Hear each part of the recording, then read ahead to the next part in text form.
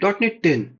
Do you know what is new in .NET 10? Have you upgraded your existing application of .NET? If yes, are you using latest feature of .NET 10 in your application? If not, then don't worry. This video is for you. Watch till end. And if you are new to the channel, then please subscribe the channel for more upcoming videos. In this video, we are going to understand top 5 features of .NET 10. First one and most important one is runtime and performance. Second one is related to asynchronous ZIP APIs. Third one is regarding C# 14 language updates. Fourth one is ASP.NET Core and Blazor update. And the last one is regarding container and project simplification. We are understanding all this with practical. So watch till end. So let's see one by one without wasting a minute. Runtime and performance enhancement. Faster JIT compiler with escape analysis. What is meant by JIT compiler? Do you know? The full form of JIT is just in time. Escape analysis means it asks JIT that is this object escape the method? If yes, allocate memory on heap. If no, then allocate on stack. That is how it's work.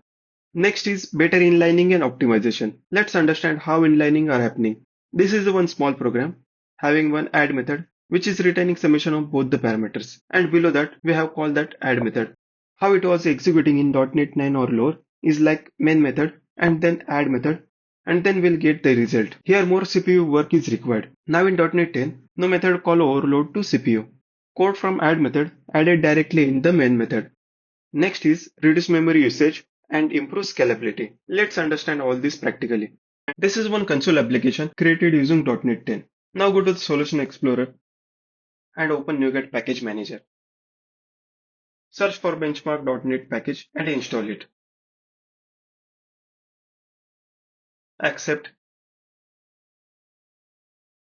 Save this. And now add one class called benchmark.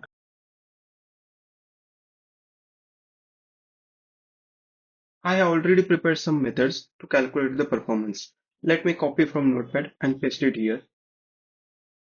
So this is the runtime benchmark class having one array variable, and we are storing 0 to 999 numbers in this array. Below we are having some methods like array for each I enumerable, direct array sum, small fix array. Inside method, we have declared one int variable called sum with 0 initial value. Then we have iterated the array using for each and adding the value into the sum variable. In next method, we have done same thing, but the difference is instead of for each, we have used for, and to take value from array, we have used index. In last method, we have declared one array variable and we kept only 5 values, and we have iterated it using for each. Okay, now open the program.cs file. First of all, remove all these codes and add benchmark resource, enter, and then benchmark switcher. That's it, and now run the code. Right now we are in console_net10 directory. There is one more folder called console_net10. We need to navigate over there to execute the run command. So go into that folder using cd command.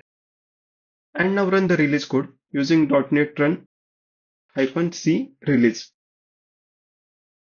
Oops, spelling mistake. Let me correct it. Yes, now it's correct. It will take some time. I'm skipping that part, so I will directly show the result. Now go to the Solution Explorer. You will see one new folder called benchmark.net.artifacts.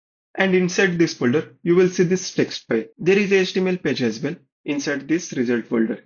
Open that folder in Folder Explorer and open the HTML file in browser. Here you will see all the details related to system and those 3 methods. We will see this in detail later by comparing with the .NET 8. So now let's do the same thing with the .NET 8 project. Install the benchmark package.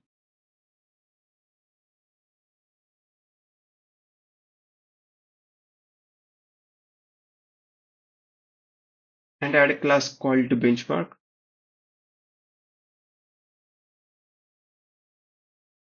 And paste the code into it. Now go to the program.cs and add benchmark switcher.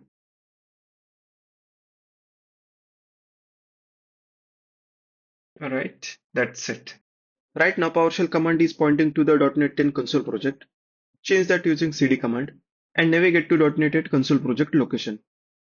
Perfect. Now run the release code using same command, which is .NET run-c release. Again here I am skipping the processing part and we will see the result directly. Now open the Solution Explorer and you will see the folder. Open the file in File Explorer and open this HTML file. Now let me compare the result of .NET 10 and .NET 8. The left one is a .NET 10 and the right one is a .NET 8. For first method, which is array for each I enumerable, you can see here the mean in .NET 10 version is 884.884 nanosecond, whereas it is much higher in .NET 8. Same goes for remaining two methods. The mean of .NET 10 is much better than .NET 8. Here mean means the average score. We are having another factors as well, but we are not going into deep into it.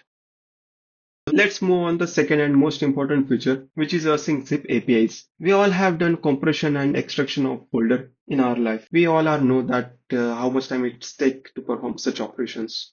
Earlier in .NET 8, application was freezing while doing such operations on large files. But in .NET 10, that has been improved by providing asynchronous programming for non-blocking compression and extraction. It is perfect for cloud apps and web servers. Yes, due to asynchronous programming, responsiveness in heavy files app improves. Let's take small demo on it. This is the .NET 10 project, and here is the create from directory async method from zip file class, which is present in system.io.compression library. You can see here the method is returning task as this is the async method. Sample file. This is the source folder. I have placed this folder in debug folder. And that folder is having files of multiple types and size. And this is the target file name, which will be creating on the same location where we have placed our source file. And here I'm checking if task is completed or not at every 200 milliseconds. If not, then I'm adding one dot in console to indicate that it is processing. Once completed, I'm stopping the stopwatch and printing the result in console. Now let's run the code.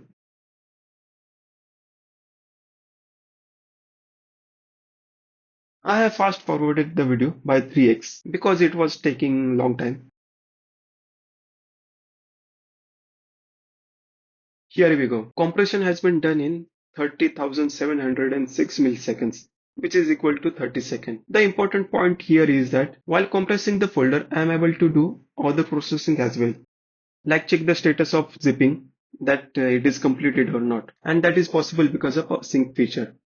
Now let's quickly check the zip file in bin folder. Here it is. Perfect. Now let's do the same thing in .NET 8. This is the create from directory method from zip file. Again, this is also present in the same package, which is system.io.compression. This is not async method. That is why it is returning void. Here we are starting the stopwatch, and once compression has been done, I am stopping the stopwatch. Once create from directory method is getting executed, the processor will stuck there, and we will not process any single line of code afterward. And here we are using same files. I have placed these files in bin folder of .NET 8 project.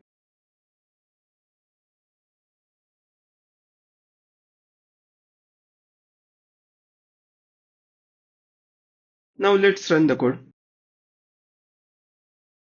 Here I have skipped the processing time and showing the result directly.